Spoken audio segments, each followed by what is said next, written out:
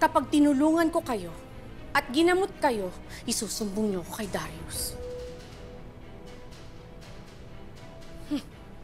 Uwe, hindi mo ako mauuto. Karma mo yan. Masyado ka kasing pakialamera. Kaya manigas ka dyan.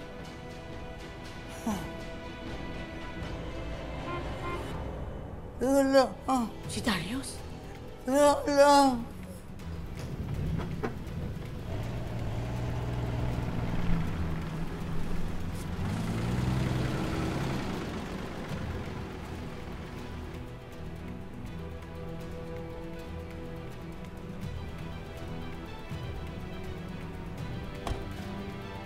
Ay, tulong! Tulong si Mamita! Tulong! Tulungan natin si Mamita!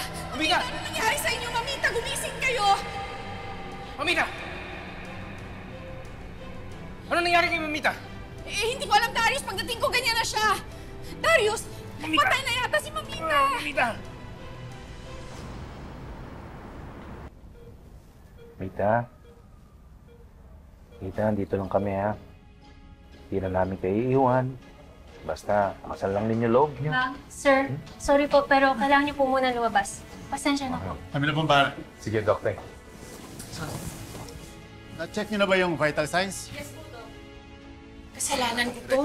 Kung sana hindi ako umalis sa tabi niya, natulungan ko kagad siya. Pero nakita ko siya nakahiga na siya sa sahig. Lucy, huwag mo sisisihin ang sarili mo, ha? Tumatawag siya sa akin kanina, hindi ko lang siya masagot. Sana hindi na lang ako umalis sa tabi niya. Nag-promise ako na aalagaan ko si Mamita pero napabayaan ko siya. Ako may kasalanan dito. Lucy, hindi mo kasalanan ito. Alam kong mahal mo si Mita. Isipin na lang natin na magagaling siya. Pagdasal natin, ha?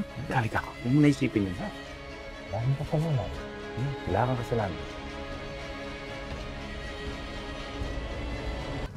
Although upon my assessment sa neurologic physical examination niya, may stroke siya. How is she, Doc? We're still waiting for the MIR result para mabigyan namin kayo ng mas accurate na diagnosis. How's this possible, Doc? She has a regular checkup. Ano nangyari? Well, dala na rin kasi minsan ng age kaya may nangyayaring ganito. May mga sudden shoot up ng blood pressure dahil sa init, stress, galit. That's why we will make a thorough check-up on her para malaman natin ang triggering factor. Doc, be honest with us.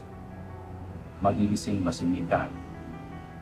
Kailangan pa nating obserbahan kung magre-respond siya sa mga gamot at kung hanggang saan ang extend ng stroke niya.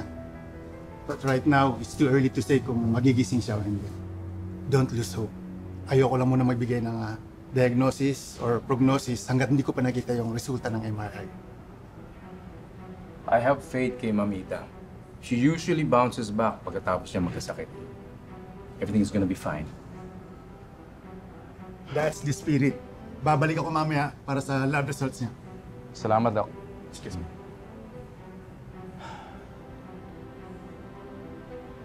Love, alam kong gagaling si Mita.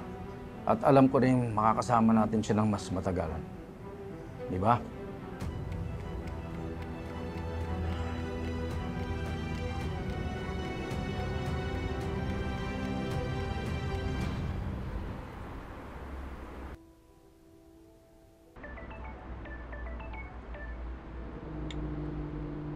Hello, anak? Nay, may bad news ako. Hala, ano yun? Alam na ni Mamita ang sikreto. Ha?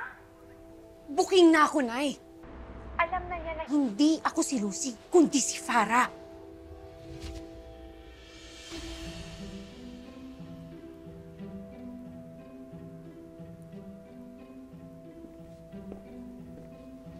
Lucy. Anong ginagawa mo rito? Dito lang kasi may signal. Sinabi mo sa akin pupunta ka ng chapel, magdadasal ka. Eh, pinuntahan kita ron, hinahanap kita, wala ka naman doon. Sino kausap mo? Si Joyce. Kinakamusta ko lang si Cheska kasi magkasama na sila ngayon. Cheska? Kasapin ko. Ay! Kaso wala na eh. Nababa ko na. Pero ite-text ko naman talaga si Joyce para sa mga bilin ko. May ibibilin ka ba? Sabihin mo na lang kay Cheska na pagdasal si Mita niya, ha? Sure. Balik ako doon.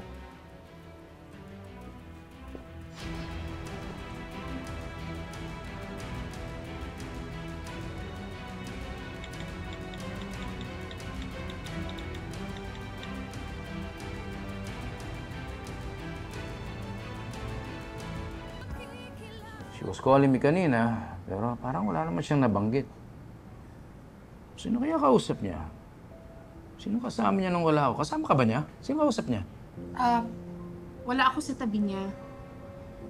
Pero nakikipagkita pa rin si Mamita dun sa spirit guide. Ang feeling ko may kinalaman yung spirit guide na yun sa nangyari kay Mamita. Baka kung ano-ano sinabi niya at dinamdam yun o sineryoso ni Mamita. Kaya ayan, apektuhan siya. Kaya siya na-stroke. I don't think so. You know, she's a very sensible person. Hindi naman basta-basta makikinig sa mga spirit guide yun. Pero nagluluksa pa rin si Mamita hanggang ngayon.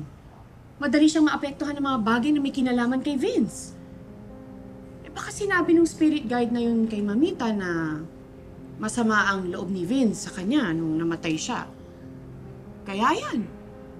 Sumama din ang loob ni Mamita. Ay, hindi na nga ako dapat na pumayag na makipagkita dyan sa mga spirit guide na yan eh. Kita mo, ganito pa nangyari. Gusto ko lang sana magkaroon siya ng closure. Tapos yan, ito nangyari sa kanya ngayon.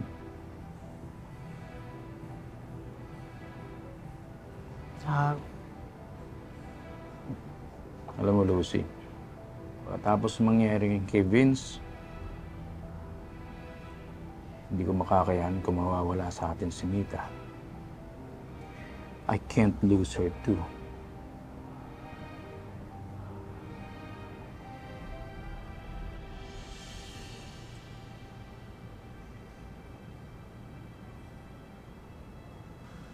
Tama, huwag ka nang umiyak ha. Huwag ka nang malungkot. Ikukuha lang kita ng tubig ha. Dito ka lang. Babalik ako kagad.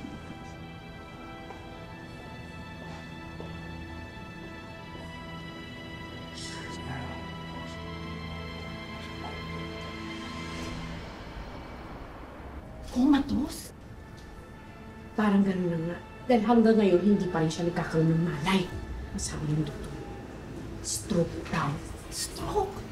Eh, anong daming gumagaling sa stroke?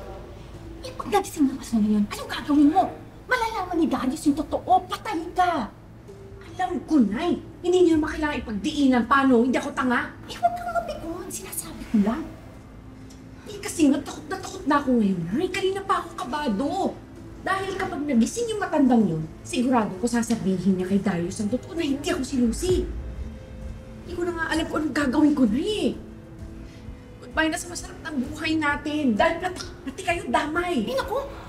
Ayoko nang bumalik sa dati nating buhay, no? Tsaka inaamin ko, talagang gumanda yung buhay natin mula nung naging Lucy ka. Tsaka, anak, ayokong makulong tayo. Utang na loob. Kaya kailangan talaga hindi na magising ng paso na yan.